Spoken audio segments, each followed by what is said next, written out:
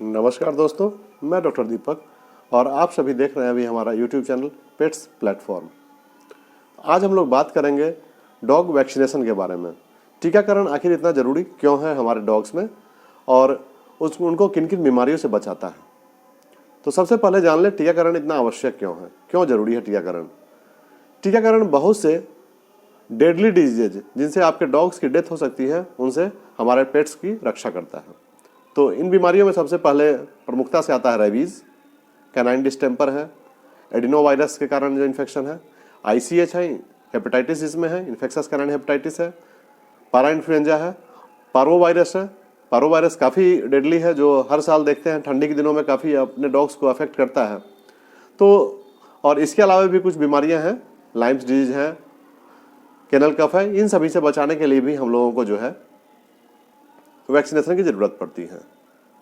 इधर जो हाल फिलहाल में हम लोगों ने कोरोना का प्रकोप देखा है तो ये हमारे पेट्स को भी प्रभावित करता है। इसलिए हम लोग देख रहे हैं कि अगर हमारे पेट्स को सही सलामत हम लोगों को रखना है, उसको हेल्दी रखना है, उसकी लॉन्गेविटी बढ़ानी है, लंबे दिनों तक जिंदा रहे, अच्छा रहे, स्वस्थ रहे, उसके लिए हम लोगों को वैक्सीनेशन करने की ज़रूरत होती है। तो सबसे पहले हम लोग बात करेंगे कि वैक्सीनेशन जो है करते हैं तो कि क्या उसका सही एज होगा जिसमें हम लोग अपने पपी को वैक्सीन कराएंगे। तो 1.5 महीने से छोटे पपी में वैक्सीन कराना अच्छा नहीं होता है, क्योंकि उस समय तक उसका इम्यूनिटी बिल्कुल भी डेवलप नहीं हो सकता है कि आप उस समय अगर उसको वैक्सीन दें तो वैक्सीन में जो भी एंटीजन है, जो काफ़ी वीक एंटीजन है, वो भी उनके लिए हो सकता है कि उनमें डिजीज कॉज करे, तो इसलिए उनमें सेफ नहीं होता है। तो कम से कम 1.5 महीना का एज अगर हो जाए पपी का, उसके बाद ही उसको वैक्सीनेशन कराना चाहिए। अच्छा होगा कि 1.5 से 2 महीना लगभग हो जाए तो कराएं तो ज़्यादा बढ़िया। उसमें सबसे पहले हम लोग जो कराएंगे वैक्सीनेशन 1.5 से 2 महीना के एज में, तो वैक्सीनेशन कराने से पहले हम लोग डॉग का डिवर्मिंग कर लेंगे। लगभग कम से कम 5-7 दिन पहले डिवर्मिंग कर लेंगे।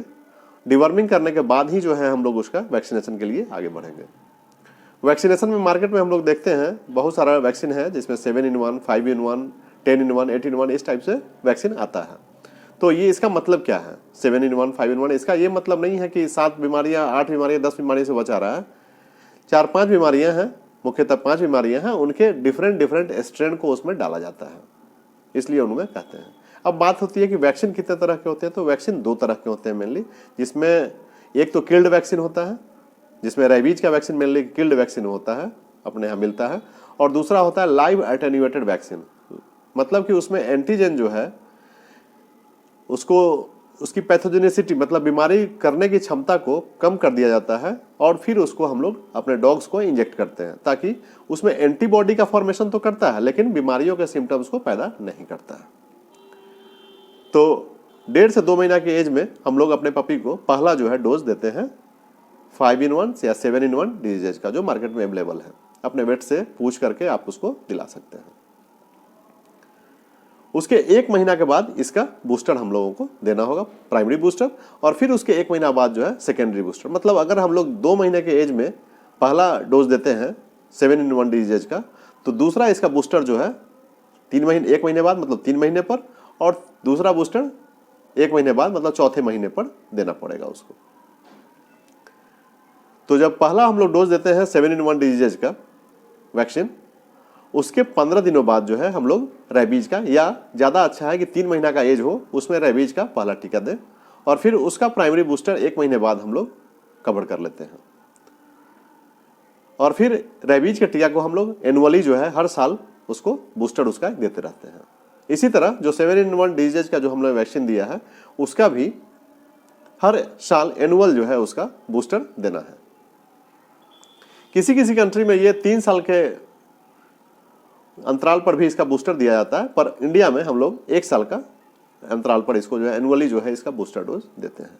अब बात उठती है कि बूस्टर डोज क्यों देते हैं। फिर हो सकता है कि मन में ये सवाल तो आ सकता है कि एक ही बार हमने दिया तो बार बार देने की क्या ज़रूरत है। तो कोई भी वैक्सीन जब हम लोग देते हैं तो उसके शरीर में, डॉग के शरीर में हमारे एंटीबॉडी बनाता है वो, और वो एंटीबॉडी फिर धीरे धीरे कुछ समय बीतने के बाद वीक होने लगता है, जिससे आपके डॉग की इम्यूनिटी उतनी मजबूत नहीं रह जाती है। तो उस इम्यूनिटी को फिर से बढ़ाने के लिए, फिर से नया एंटीबॉडी बनाने के लिए हम लोग जो है उसको बूस्टर डोज देने की ज़रूरत पड़ती है। तो जब भी हम लोग वैक्सीनेशन कराने जाएंगे तो पहला 2-3 चीज़ याद रखेंगे। पहला तो उससे पहले डिवर्मिंग हम लोग करा लेंगे, कम से कम 5-7 दिन पहले प्रयास करना है डिवर्मिंग करा लें, उसके बाद हम लोग वैक्सीन दिलाएंगे। दूसरा हम लोग को देखना है कि डॉग का हेल्थ कंडीशन जो है हमारा अच्छा होना चाहिए, किसी तरह का फीवर उवर नहीं होना चाहिए, उसको खाना ठीक खाना चाहिए उसको। ऐसा नहीं कि डॉग खाना नहीं खा रहा हो या बीमारी या कोई दूसरा सिम्टम हो उस समय हमने उसको वैक्सीन दे दिया तो वो अच्छी बात नहीं है। उसमें जो है आपका डॉग फिर से बीमार पड़ सकता है और उसको हार्म हो सकता है, हानि हो सकती है। तो इसका हम लोगों को ध्यान रखना है।